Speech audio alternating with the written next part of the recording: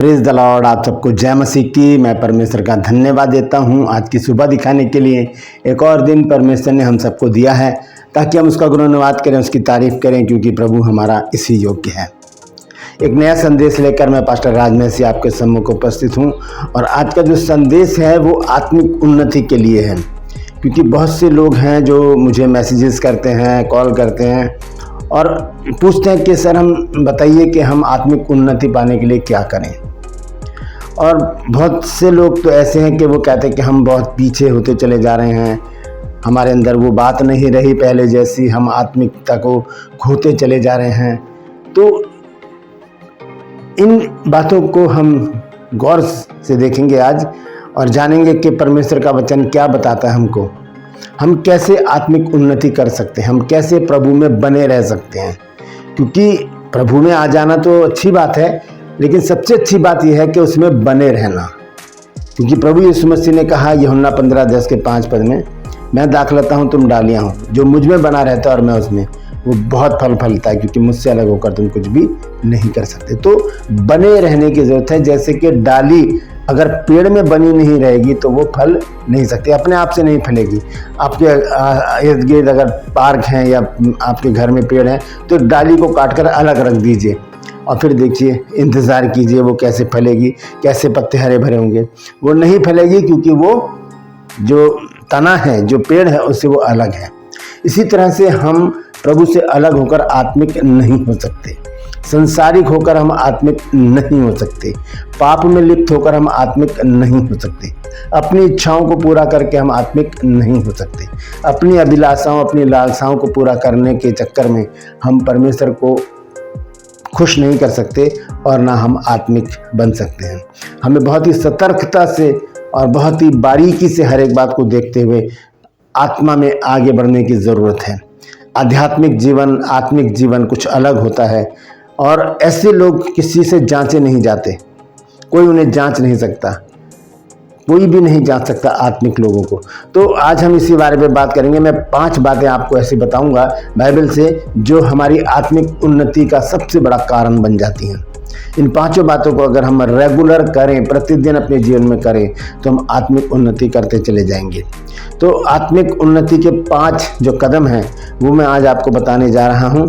आइए हम सबसे पहले एक वचन को देखते हैं और ये वचन है भजन संहिता और उसका 37 अध्याय और उसका 8 पद। ये बहुत महत्वपूर्ण वचन है। अगर हम इसके ऊपर गौर करेंगे तो हम आत्मिक उन्नति की ओर पहला कदम बढ़ा देंगे, क्योंकि ये सबसे बड़ी रुकावट यही है हमारे जीवन की। आइए देखेंगे भजन संहिता 37:8, सॉन्ग चैप्टर 37:8। यहाँ पर लिखा है, क्रोध से परे रहे और जलजलाहट को छोड़ दे, मत कुड़, उससे बुराई ही निकलेगी। दोस्तों, सबसे पहला काम हमको क्या करना है? हमें क्रोध से परे रहना है, जलजलाहट से परे रहना है। क्योंकि हम एक बात जानते हैं बहुत अच्छी तरह से, मैं कई बार बता भी चुका हूँ आपको कि जो शैतान है, जो हमारा ध्रुव विरोधी है, वो हमेशा हमें अपनी ओर खींचने का प्रयास करता है। लेकिन जब हम परमेश्वर के लहू के बाड़े में, परमेश्वर के आत्मा के बाड़े में, स्वर्गदूतों के बाड़े में आ जाते हैं, जैसे कि अय्यूब के चारों तरफ परमेश्वर ने एक बाड़ा बांधा था और शैतान एंट्री नहीं कर पा रहा था, इसी तरह से हमारे जीवन में भी क्या होता है, परमेश्वर हमें अपने प्रोटेक्शन में रखता है, अपने बाड़े में रखता है और वो शैतान हमें छू नहीं पाता। लेकिन वो बड़ी चालाकी से एक काम करता है, हमारे सामने ऐसे लोगों को खड़ा कर देगा जो हमें इरिटेट करेंगे। वो ऐसा व्यवहार करेंगे हमारे साथ कि हमें गुस्सा आए, हम गुस्से में कुछ बोल दें, गुस्से में गाली दे दें, गुस्से में अनाप शनाप बोल दें, गुस्से में शराब दे दें, हम गुस्से में लड़ पड़ें। ये शैतान का काम है। वो हमारे धैर्य को परखना चाहता है, वो हमारी परीक्षा लेता है, वो हमें अपनी तरफ खींचने के लिए हमारी जुबान को खुलवाना चाहता है।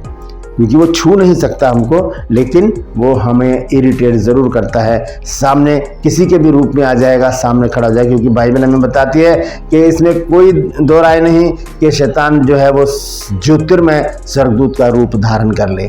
तो वो ऐसा कर सकता है कि वो किसी भी रूप में, भाई बहन, माता पिता, बच्चों के रूप में, दोस्तों के रूप में, या किसी भी रूप में वो आएगा सामने और कुछ ऐसी हरकतें करेगा कि हम इरिटेट हो जाएंगे, हमें गुस्सा आ जाएगा, हम डांटना शुरू कर देंगे, बोलना शुरू कर देंगे, और इतना बोलना शुरू कर देंगे कि हम क्रोध से भर जाएंगे।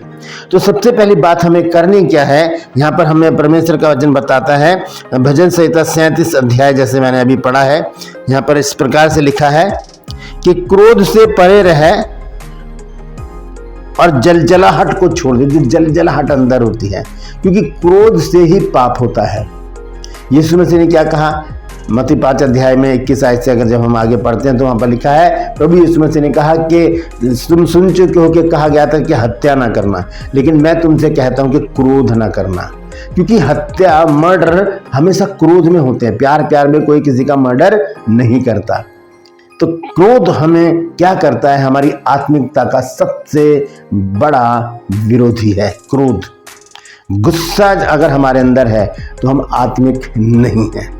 इस गुस्से को, क्रोध को, जलजलाहट को हमें अपने अंदर से निकालना पड़ेगा। इस बात का प्रण कर लीजिए, इस बात का वायदा कर लीजिए परमेश्वर से कि प्रभु हम इस क्रोध से दूर रहेंगे ताकि हम आत्मिक उन्नति करें, स्पिरिचुअल ग्रोथ हमारी हो। क्योंकि क्रोध जो है हमारी स्पिरिचुअल जो हमारी ग्रोथ है उसको काट करता है। यहाँ पर लिखा है कि क्रोध से परे रहे और जलजलाहट को छोड़ दे, मत कुड़, उससे बुराई ही निकलेगी। तो जब बुराई निकलेगी तो हम कैसे आत्मिक हो सकते हैं, हम आत्मिक नहीं हो सकते। Praise the Lord. तो पहली बात क्या है, हमें क्रोध से, जलजलाहट से, कुड़कुड़ाहट से हमें दूर रहना पड़ेगा, पोलाइट बन के रहना पड़ेगा, शांत स्वभाव का। यीशु मसीह को याद करते रहना होगा। यीशु मसीह को लोगों ने थप्पड़ मारे, यीशु मसीह को लोगों ने कोड़े मारे, यीशु मसीह को क्रूस पर चढ़ा दिया गया, यीशु मसीह को लोगों ने गालियां दी, लेकिन यीशु मसीह ने उनसे कोई भी आर्गुमेंट नहीं किया, कोई बहसबाजी नहीं की, बल्कि ये कहा कि हे पिता इन्हें क्षमा कर, क्योंकि ये जानते नहीं कि ये क्या करते हैं। Praise the Lord. तो ये पहली बात मैंने आपको बताई है आत्मिक उन्नति के लिए। क्रोध, जलजलाहट और कुड़ना ये निकालना पड़ेगा अपने अंदर से, तभी हम आत्मिक उन्नति करेंगे। अगर ये चीज जरा सी भी हमारे अंदर है तो हम आत्मिक उन्नति नहीं कर सकते। जैसे कि दूध अगर फट जाता है बर्तन में, हम धोते हैं उसको और कहीं फटा हुआ दूध कहीं कोने में लगा रह जाएगा बर्तन में, तो नया दूध अगर हम उसमें उबालेंगे तो क्या होगा, वो नया ताज़ा दूध भी फट जाएगा, क्योंकि हमने पुराने खमीर को नहीं निकाला है। तो इस क्रोध, जलजलाहट और कुड़कुड़ाहट के खमीर को हमें अपने अंदर से निकालना पड़ेगा, ताकि पूरा गूंदा हुआ आटा साफ सुथरा रहे, वो खमीर ना हो। Praise the Lord. हम दूसरा कदम देखेंगे, यह है नीति वचन 24 अध्याय और उसका 19 पद। Proverb chapter 24 verse 19। यहाँ लिखा, कुकर्मियों के कारण मत कुड़, दुष्ट लोगों के कारण डहा ना कर। बहुत बार क्या होता है कि हम दूसरों के कामों को देख के बहुत ज्यादा कुड़ने लगते हैं कि ये क्या कर रहे हैं, ये क्या कर रहे हैं। लूत भी ऐसे ही था, लूत भी ऐसे ही कुड़ता था, लेकिन परमेश्वर ने उसको वहां से निकाला। वो नहीं सुधर रहे थे लूत के कहने से, लूत को परमेश्वर ने वहां से निकाला और उसे सुरक्षित जगह पहुंचा दिया और फिर उस जगह को नाश कर दिया। तो परमेश्वर का वचन कहता है कि कुकर्मियों के कारण हमें कुड़ने की जरूरत नहीं है, क्योंकि परमेश्वर सबका न्याय खुद करेगा। और यही बात भजन संहिता 37 अध्याय और उसके 7 पद में भी लिखी है, यहोवा के सामने चुपचाप रहे और धीरज से उसका आसरा रख। उस मनुष्य के कारण मत कुड़ जिसके काम सफल होते हैं और वह बुरी युक्तियां निकालता है। हमें किसी के लिए कुड़ने की जरूरत नहीं है। एक तो हमें क्रोध, जलजलाहट को हटाना पड़ेगा। दूसरा कुड़ना, जो कुड़ते हैं हम अंदर अंदर, क्रोधित होते हैं अपने अंदर, कहते हैं क्या करना है ये लोग। तो ऐसे हिस्से के लिए हमें क्या करना है, उनसे कुड़ना नहीं है, हमें उनके लिए प्रार्थना करनी है। क्योंकि प्रार्थना के द्वारा बहुत बड़े बड़े काम होते हैं। प्रार्थना के द्वारा मुर्दे जिंदा हो जाते हैं। और प्रभु यीशु मसीह ने तो ये तक कहा है कि तुम पहाड़ से कहोगे समुद्र में जा गिर तो वो चला जाएगा। दूसरी चीज क्या है, हमें कुड़ना नहीं है। तीसरा पॉइंट है भजन संहिता 50 अध्याय उसका 14 और 23 पद। देखिए क्या लिखा है, Psalm chapter 50 verse 14 and 23। 14 आयत में लिखा है, परमेश्वर को धन्यवाद ही का बलिदान चढ़ा और परम प्रधान के लिए अपनी मन्नतें पूरी कर। ये कुड़ना, जलना, कुड़कुड़ाहट करना, जलजलाहट रखना अपने अंदर, क्रोध में रहना, ये हमारी आत्मिक उन्नति का सबसे बड़ा रुकावट है, सबसे बड़ी रुकावट है। इसके विपरीत हमें क्या करना है? परमेश्वर को धन्यवाद का बलिदान चढ़ाना है। यहाँ लिखा है, परमेश्वर को धन्यवाद ही का बलिदान चढ़ा और परम प्रधान के लिए अपनी मन्नतें पूरी कर। फिर देखिए 23 पद में क्या लिखा है, धन्यवाद के बलिदान का चढ़ाने वाला मेरी महिमा करता है और जो अपना चरित्र उत्तम रखता है मैं उसको परमेश्वर का किया हुआ उद्धार दिखाऊंगा। तो तीसरी बात क्या है दोस्तों? यहाँ पर मैं आपको बताना चाहता हूँ कि हमें जब हम धन्यवाद का बलिदान चढ़ाएंगे तब हम अपने चरित्र को भी उत्तम रख सकते हैं। तो लिखा है कि जो अपना चरित्र उत्तम रखता है उसको मैं परमेश्वर का किया हुआ उद्धार दिखाऊंगा कि देख ये होता है उद्धार। जब हम चरित्र को उत्तम रखते हैं तब परमेश्वर हमारा उद्धार करता है। तीसरी बात क्या है? हमें क्या करना है? धन्यवाद के बलिदान चढ़ाते रहना है और अपने चरित्र को उत्तम रखे रहना है। हालेलुया। आइए देखेंगे चौथी बात जो है वो है यिर्मयाह नबी की पुस्तक, उसका 33 अध्याय और उसका 3 पद। ये हमारी आत्मिक उन्नति का चौथा कदम है। आत्मिक उन्नति हम कैसे पा सकते हैं? लिखा है, मुझसे प्रार्थना कर, मुझसे प्रार्थना कर और मैं तेरी सुनकर तुझे बड़ी बड़ी और कठिन बातें बताऊंगा जिन्हें तू अभी नहीं समझता। दोस्तों, प्रार्थना के विषय में अभी मैंने आपको खुद बताया है कि प्रार्थना जो है वो एक ऐसी सामर्थ है जो मुर्दों को भी जिंदा कर देती है, पहाड़ों को समुद्र में डाल देती है और बड़े बड़े काम करती है। प्रार्थना में वो पावर है। तो यहां पर लिखा है कि मुझसे प्रार्थना कर। परमेश्वर कहता है मुझसे प्रार्थना कर, मुझसे मांग, मैं तुझे आत्मिक उन्नति दूंगा, मैं तुझे स्पिरिचुअल ग्रोथ दूंगा। तू मुझसे प्रार्थना कर, मुझसे मांग, वो कठिन कठिन मुश्किल बातें जो तू वचन की नहीं समझता, संसार की नहीं समझता, समाज की नहीं समझता, उनको मैं समझा दूंगा। तब जब हम प्रार्थना करेंगे, हमें बहुत ज़रूरी है प्रार्थना करना। पहली बात मैंने क्या बताई है कि हमें जलजलाहट और जो क्रोध है उससे परे रहना है। दूसरी बात मैंने बताया कि हमें कुड़ना नहीं है किसी के प्रति, अपने मन में कोई कुड़कुड़ाहट नहीं लेकर आनी है। तीसरी बात मैंने आपको बताई है कि हमें क्या करना है, हमें धन्यवाद का बलिदान चढ़ाते रहना है। चौथी बात है हम परमेश्वर से प्रार्थना करें और उससे मांगें कि प्रभु तू मुझे आत्मिक उन्नति दे, मुझे वो पूर्ण भेद की बातें बता जिनसे मैं अभी तक वंचित हूँ, मुझे नहीं पता प्रभु, ये तू ही बता सकता है। Praise the Lord. दोस्तों, पांचवी और अंतिम बात ये बहुत महत्वपूर्ण है, बहुत महत्वपूर्ण है। जब हम पढ़ते हैं फिलिपियों की पत्री 4 अध्याय और उसका 4 और 6 पद, 4, 5 और 6 पद, यानी क्या, प्रभु में सदा आनंदित रहो।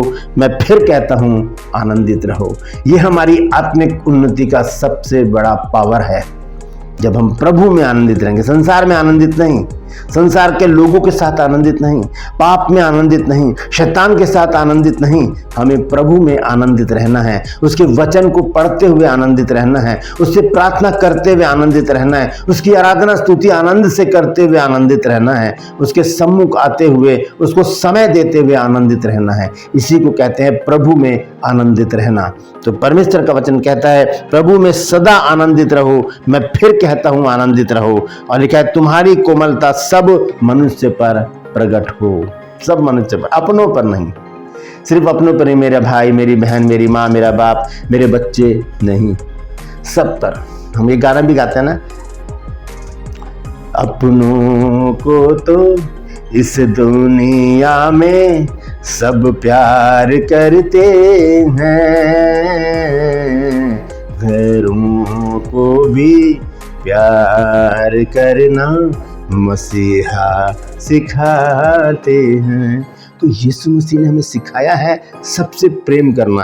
तो लिखा तुम्हारी कोमलता सब मनुष्यों पर प्रकट हो।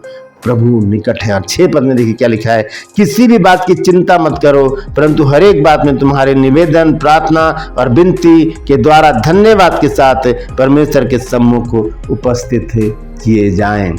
5वां पॉइंट मैंने आपको बताया है कि प्रभु में आनंदित रहें, प्रभु में आनंदित रहें। चाहे कुछ भी होता रहा, चाहे कैसी भी परिस्थिति हो, चाहे हम कमी घटी में हों, चाहे हम परेशानी में हों, चिंता में हों, बीमारी में हों, हमें प्रभु में आनंदित बने रहना है। ये आखिरी 3 बातें जो हैं वो बहुत महत्वपूर्ण हैं दोस्तों। हमें धन्यवाद के बलिदान चढ़ाना है, हमें प्रार्थना करते रहना है और हमें प्रभु में आनंदित रहना है। 3 बातें हमारी आत्मिक उन्नति के लिए बहुत ज़रूरी हैं।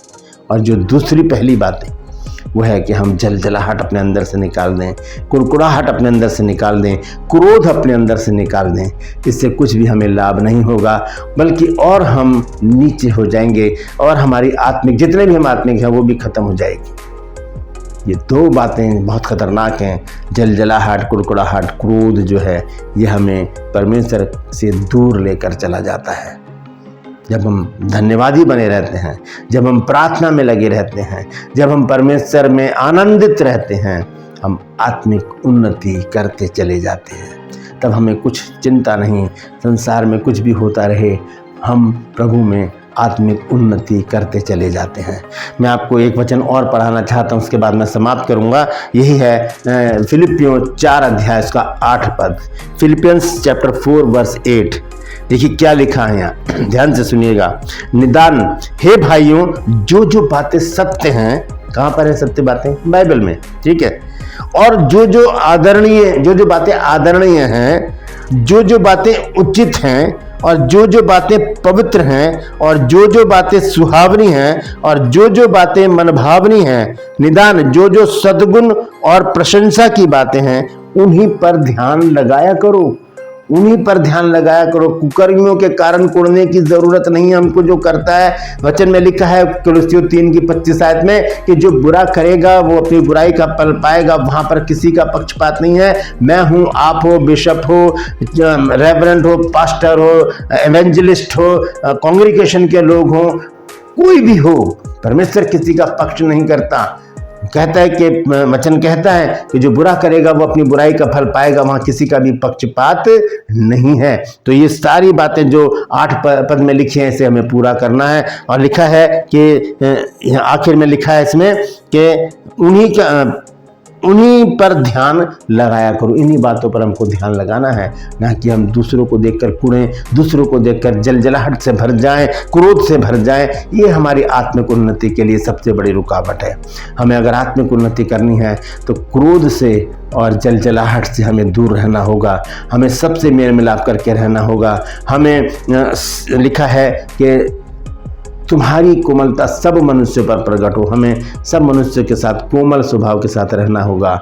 और जो 3 बातें मैंने आपको बताई आखिर में, हमें धन्यवादी बने रहना है, हमें प्रार्थना में लगे रहना है, और हमें प्रभु में आनंदित बने रहना है। तब हमारी आत्मिक उन्नति को संसार की कोई भी ताकत रोक नहीं सकती। इतना ध्यान रखिएगा, शैतान हमें छू नहीं सकता, लेकिन वो हमें इरिटेट जरूर करेगा। वहां पर हमें संयम की जरूरत है। हमें सिर्फ इतना कहना है, शैतान दूर हो जा। Praise the Lord. परमेश्वर इन वचनों के द्वारा हमें आशीष दे, हम सबको आशीष दे। यदि आज आपने कुछ नया सीखा है तो कमेंट्स में जरूर लिखिए और इस वचन को शेयर कीजिए ताकि और भी लोग इन बातों को जान सकें। ट्रू पल्स में आज का सवाल है, बहुत आसान सवाल है कि किसके बिना प्रभु को कोई नहीं देखेगा? किसके बिना प्रभु को कोई कदापि ना देखेगा? इब्रानियों की पत्री से मैंने ये सवाल लिया है। जानते हैं तो कमेंट्स में लिख दीजिए, नहीं तो डिस्क्रिप्शन में आपको इस सवाल का जवाब मिल जाएगा। ये मेरा नंबर है, अगर आप चाहते हैं हमारे बाइबल कॉलेज से की बुक परचेज करना तो इस नंबर पर मुझे व्हाट्सएप मैसेज कीजिए और लिखिए कि मुझे आपकी पुस्तकें चाहिए। उसी समय आपको पूरी जानकारी दी जाएगी।